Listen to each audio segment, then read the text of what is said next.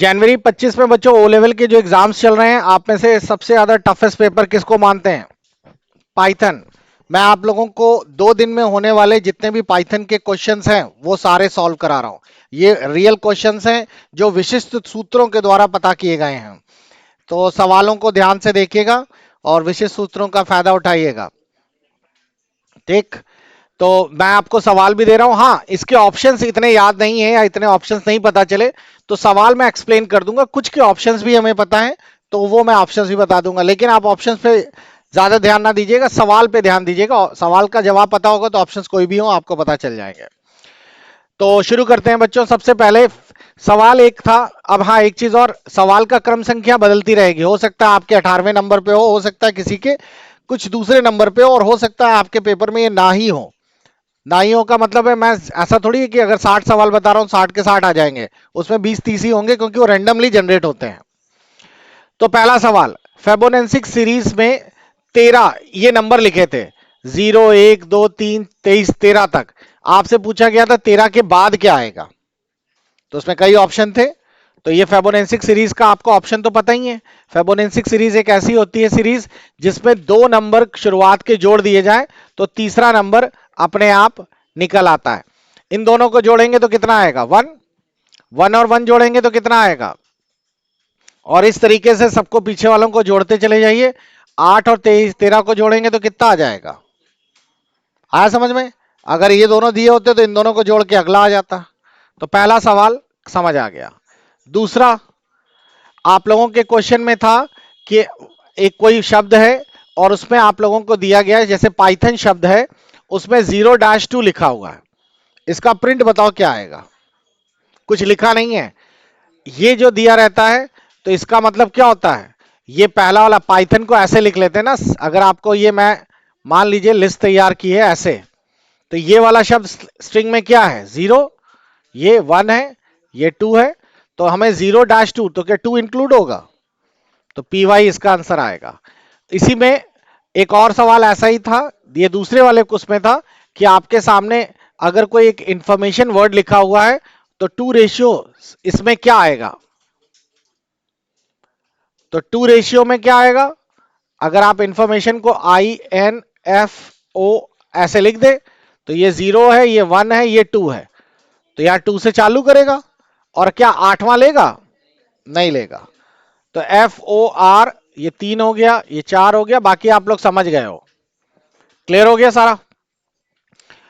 इसी में एक और ऑप्शन है, सीक फंक्शन क्या होता है?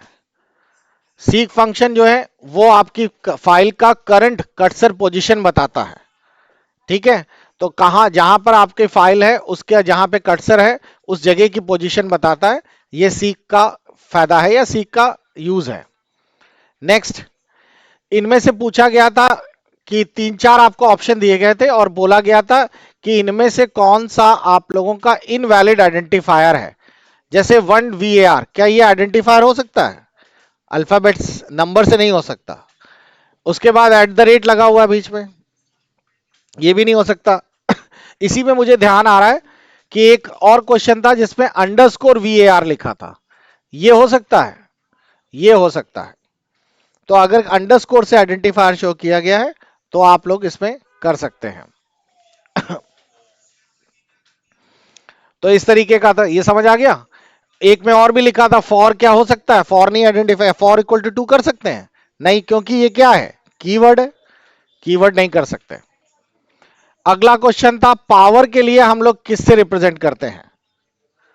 तो पावर के लिए हम लोग, ये दिया गया था कि पावर के लिए तो हम लोग किसमें, तो अगर a की पावर b करनी है तो क्या ऐसा लिखना जाएगा? नहीं, ये लिखना जाएगा। ये a की पावर b को रिप्रेजेंट करता है। समझ आ गया? अगला क्वेश्चन ये भी था x ये y ये, आपको इसका और इसका आउटपुट बताना है। ठीक है, 2 आउटपुट एक साथ हैं। ये डबल स्लैश क्या होता है? हाँ, ये इंटीजर डिवीजन है। और ये परसेंटेज क्या होता है? मॉड्यूलर है। तो अगर आप लोग चेक करेंगे तो इसको अगर डिवाइड करेंगे तो इसका तो रिमाइंडर 3 ही रहेगा, इसको 0 हो जाएगा। तो 0 3 दो आंसर्स आएंगे। अच्छा, एक चीज और, पेपर आसान आ रहा है बच्चों, आपको पेपर में कोई भी दिक्कत नहीं आएगी। अप्रोक्सीमेट ये मान के चलो कि अगर आपने एमसीक्यू सॉल्व कर लिए हैं तो आपका कम से कम 70 नंबर आपको बिल्कुल ऐसे ही छपे छपाए मिल जाएंगे। एमसीक्यूज अगर आपने जितने हम लोगों ने नोट्स में दिए हुए हैं आईस एकेडमी वाले, दो चीजें जरूर से कर लेना। मैं बता देता हूं, अभी भी अगर आप लोग जागे नहीं हो तो जाग जाओ, ऐप में जाओ, ऐप के अंदर आप लोग अपना कोर्स खोल लो M3R5। M3R5 के अंदर आ जाओ और M3R5 में आप लोग चेक करना, यहां पर एक जगह पे दिया हुआ है एमसीक्यू प्रैक्टिस सेट। इसमें 13 फाइल्स हैं, 7 वीडियोस हैं। ये सारे प्रैक्टिस सेट जरूर लगा लेना एक कोने से, बहुत सारे क्वेश्चन रिपीट हुए हैं इसमें। और आखिरी में थ्योरी पढ़ने के लिए और वीडियोस के लिए आपको एग्जाम टाइम वाले में चले जाना। आप लोगों ने अगर पाइथन में क्रैश कोर्स नहीं पढ़ा तो पाइथन आप समझ ही नहीं सकते, तो क्रैश कोर्स तो बहुत जरूरी है। दूसरी चीज है, आपको पास शॉर्ट नोट्स उसमें वीडियो ही सिर्फ देखने हैं क्रैश कोर्स में, पीडीएफ और बाकी डिटेल यहां पे दिया गया है। बस इतना कर लो, एमसीक्यू क्रैश कोर्स, और ये आप पाइथन बड़े आराम से 70-75 क्वेश्चंस तुरंत क्रैक कर पाओगे। मैक्सिमम क्वेश्चंस इजी क्वेश्चंस हैं इसमें। अगला दिया था प्रिंट BIN29। इसका आउटपुट क्या होगा? बिन क्या बता करता है बच्चों? इंटीजर को बाइनरी में कन्वर्ट कर देता है। ठीक है, तो ये आपका आउटपुट दिखेगा। आप लोग इसका सही आउटपुट भी एक बार चेक कर लो। अब ये 29 बाइनरी निकालना आता है ना सभी को? हाँ, तो और एक चीज और आपको बता दें, वहां पे आपको पेन पेपर कुछ भी नहीं मिलेगा, तो आप लोग एक पेंसिल अपने साथ जरूर ले जाइए। और पेंसिल ले जाने के बाद कभी इस तरह का क्वेश्चन फंस जाए तो उस केस में देखो ये आ गया आंसर, जीरो भी जरूर आएगा, रिप्रेजेंट करता है कि बाइनरी है। बाकी ये आपने बाइनरी नंबर देख लिया, तो इसे रफ कॉपी में जरूरत पड़ेगी तो रफ कॉपी आपको वहां कहीं नहीं मिलेगी, तो अपने क्वेश्चन पेपर पे ही आप लोग पीछे रफ कर लीजिएगा। अरे क्वेश्चन पेपर मतलब एडमिट कार्ड, सॉरी। अगला है आपके पास एक लिस्ट दिए बी ए, और ए एंड बी पूछा गया था क्या होता है, बताओ क्या होगा? A b a and b. तो अगर आप ए एंड बी लिखकर एंटर मारेंगे तो ये एक एरर है, ये ऑपरेटर जो है वो आपका इस पे काम नहीं करेगा। याद है एंड ऑपरेटर कब काम करता था? नंबर्स में आप लोगों के यूज करते थे। ये एंड ऑपरेटर है जिसमें 1 1 होने पे, जैसे अगर मैं आपसे कहता कि अगर मान लो फॉर एग्जाम्पल A = 20 है, ठीक, और B = 22 है, और मैंने आपसे कहा C = A&B है, ठीक, और प्रिंट करो C, तो देखो यहां पर आ गया। अब आप लोग दिमाग लगाइए कि ये 20 कैसे आ गया होगा। बहुत ही सिंपल है, पहले 20 का बाइनरी निकाल लेना। ठीक, मान लो 20 का बाइनरी ये है, और 22 का निकाल लेना। 22 का बाइनरी मान लो ये है, तो इन दोनों का क्या आएगा आंसर? जीरो। एंड में 1 एंड 0 0 होता है ना, और 1 1 क्या होता है? 1। फिर ये भी 0 होगा, ये भी 0 होगी, ये जो चीज है वही ये होगी। आगे समझ में? तो इसका आउटपुट आएगा एरर। एक चीज और आपको बता दें, लगभग 6 से 7 आपको मैच द फॉलोइंग भी मिलेंगे, तो मैच द फॉलोइंग के लिए तैयार रहना। शॉर्टकट की अभी तक नहीं देखी मैंने उसमें, और M1 में शॉर्ट, अच्छा M1 के पेपर भी आ गए हैं, M1 और M2 के भी पेपर है नीचे लिखे हुए हैं, लेकिन अभी इस वीडियो में सिर्फ M3 पे बात होगी, M1 का वीडियो मैं बाद में डालूंगा। तो अगला सवाल हमारा ये था, प्राइम नंबर बताएंगे। आपसे पूछा गया था ये एक टेस्ट करने के लिए, ये क्वेश्चन था, इसका आउटपुट बताना था। तो आप लोगों ने ये DEF क्या है बच्चों? डिफाइन किया, एक फंक्शन जनरेट हुआ है, तो इस फंक्शन का नाम दिया है इस प्राइम, और इस प्राइम के अंदर वैल्यू क्या डाली गई है? 13। तो 13 यहां से गई और यहां पहुंची, ठीक। और आपके बाद क्या ये चेक करेगा क्या ये कंडीशन सही है, क्या नम लेस देन 2 है? नम लेस देन 2 है तो ये पढ़ेगा ही नहीं, ठीक है। अगर ये कंडीशन गलत होती कि लेस देन यानी कि मान लो 1 होता तो आंसर फॉल्स आ जाता। फिर प्रोग्राम यहां पे जाएगा, सबसे पहले प्रोग्राम कहां से शुरू करेगा? 2 से, और ये नम की पावर 0.5 ये निकाल लेगा, और उसके साथ 1 जोड़ देगा। जो भी आंसर आएगा उसको चेक करेगा क्या ये 0 के साथ पूरा डिवाइड तो नहीं हो रहा। अगर डिवाइड नहीं हो रहा तो ठीक है भाई, अगर डिवाइड हो रहा है तो ये फॉल्स है, और फॉल्स का मतलब क्या हुआ कि ये आप लोगों का प्राइम नहीं है। इसके पीछे का लॉजिक बहुत आसान है, पीछे का लॉजिक ये होता है कि किसी भी नंबर को, जैसे 13 है तो 2 से आप 3 से चालू करो, पहले 3, अब 3 के साथ फिर 4, 5, 6, एक एक करके चालू करते रहो जब तक वो नंबर पूरी तरीके से डिवाइड नहीं हो जाता किसी भी से।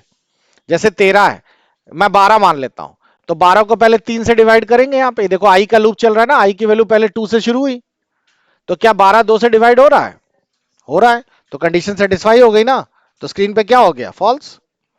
अगर मान लो यहां 13 है तो 2 से भी नहीं हुआ, 3 4 से भी नहीं हुआ, 5 से भी नहीं हुआ, आखिरी में कब किससे होगा? 13 से हो, लेकिन तब तक तो ये कंडीशन सेटिस्फाई हो चुकी होगी, तो उस केस में ये आपका प्राइम कहलाएगा, अगर वो किसी से भी नहीं हो रहा होगा। आया सभी को समझ में? क्वेश्चन था आइडेंटिटी मैट्रिक्स क्या होती है।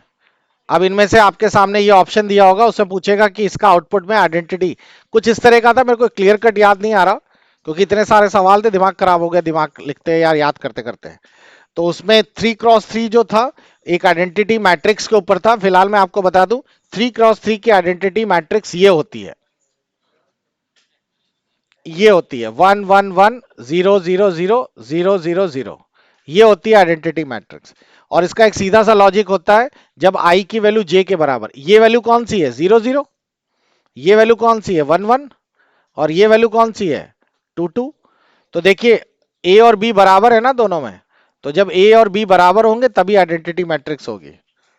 0 0 1 1 समझ आ रहा है ना, रो और कॉलम की बात हो रही है, तो इसमें आइडेंटिटी मैट्रिक्स ये है। रिकर्सिव और नॉन रिकर्सिव फंक्शन के ऊपर क्वेश्चन था। रिकर्सिव फंक्शंस वो होते हैं जो अपने आप को खुद ही कॉल करते हैं, जैसे फेबोनेंसिक सीरीज के लिए बनाया था, ठीक है। तो ये रिकर्सिव फंक्शंस क्या होते हैं?